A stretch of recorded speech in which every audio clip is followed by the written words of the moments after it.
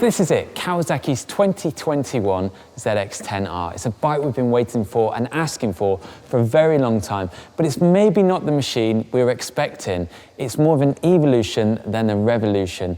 But Kawasaki's had a good reason for going down that route, because the package they had, especially in a racing capacity where this machine has just won 6 back-to-back world championships, was already pretty good.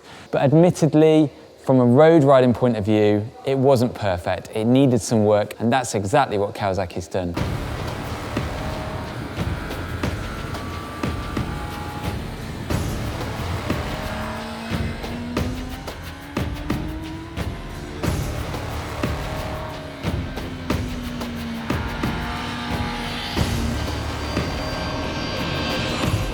Well, we should probably start off by talking about the engine. So the performance of this bike hasn't actually changed. It's now Euro 5, but it makes the same claimed 203 brake horsepower as what the last version did.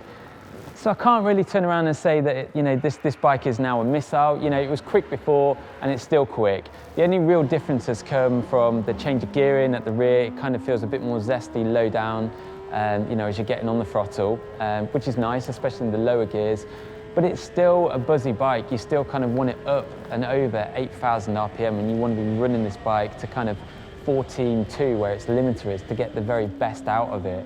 It's a nice bike, it's exciting, but you've got to work that engine. So don't expect this to be some monstrous torque packing motorcycle, because that's not what it is. In terms of how smooth that power is delivered, well, that new ride-by-wire throttle is pretty exceptional. The fueling is really good. It's quite a clinical process when you're going through a corner and you're adjusting that throttle. You can make the bike turn tighter or go wider just through moderating that throttle either which way. The pickup as well, when you start cranking on that throttle, is really quite exciting. Again, especially the higher up the rev range you are, there's some real urgency to it. It's nice, it works, it relates well to that rear wheel. And I think it makes for the ZX-10R to be an easier bike to ride than it was before. The one thing that really hits you instantly with the new ZX-10R is the Aero package. So at the front, you've got these integrated wings. You haven't got these big protruding winglets like a lot of other sports bikes have got on them nowadays. You've got these nice, tidy tunnels, which is the byproduct of Kawasaki's aerospace department. They thought that was the best approach to improve the downforce at the front. They're claiming a 17% gain with those channels. And at the back, you've got these diffusers, which basically help to make the bike a little bit more slippery and faster. Kawasaki's not actually done anything to the frame on this bike. It's carried over from the last model. They changed the geometry, they've made the bike more stable. But in making a bike more stable, you can sometimes compromise how agile a machine is. But today, out on the track, I was quite happy with how quickly this bike would turn. I loved how sure-footed it felt, especially the front end. I really could trust in it and fire into bends with utter confidence. It seemed to suck the ground exactly how I wanted it to. I think the riding position also kind of puts you a little bit over the nose of the bike, and that gives you, the rider, probably a bit more confidence. You're kind of riding this bike from the front end. It's got that different bias to the feel of it. The tech on this bike has been improved for 2021, so it's largely, again, the same as what's come before, but with lots of revisions to kind of make the package more versatile and adaptable for either road riding or track riding.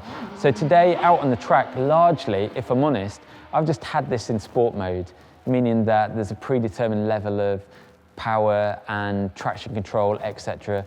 I've just been riding it around, and I've loved the fact that wheelies have been kept to a minimum. When I want to go quick, the front wheel has just hovered across the ground. I've not had to apply any thought to it. Likewise, the ABS is another feature which, you can't switch it off, like with all Euro 5 bikes. But it's something that's blown me away. I've always been impressed by ZX-10 brakes, and the ABS has kicked in probably 2 or 3 times today at the most, and that's in the real hard braking zones. Typically, I've got around without even knowing it's there, which is really impressive. I think that Kawasaki's done a great job with its algorithms, and they've given you brakes you can depend on, which is exactly what we want. So all in all, you are getting a decent package. Kawasaki's gone to town, they've addressed the areas they think needed addressing.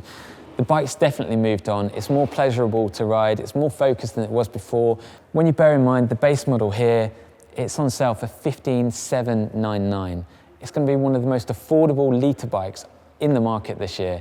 And that to me in particular, I've got masses of money. That's important. I think Kawasaki's done well to kind of give this bike the spec and tech it needs, but keep it real world, keep it affordable.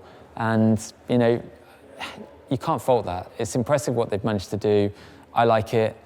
I think, if people give it a try, they'll like it too. It might not be as glitzy and shiny as something that is absolutely box fresh and great for pub talk, but they've built on those firm foundations. I also love the colour scheme. I guess as a closing note, I think Kawasaki's kind of given this bike a nice, new, strong look, some great colours, and it does float my boat. I'm excited to get back out on one of these and clock loads more miles. Quite simply, it's the best ZX-10R we've ever had.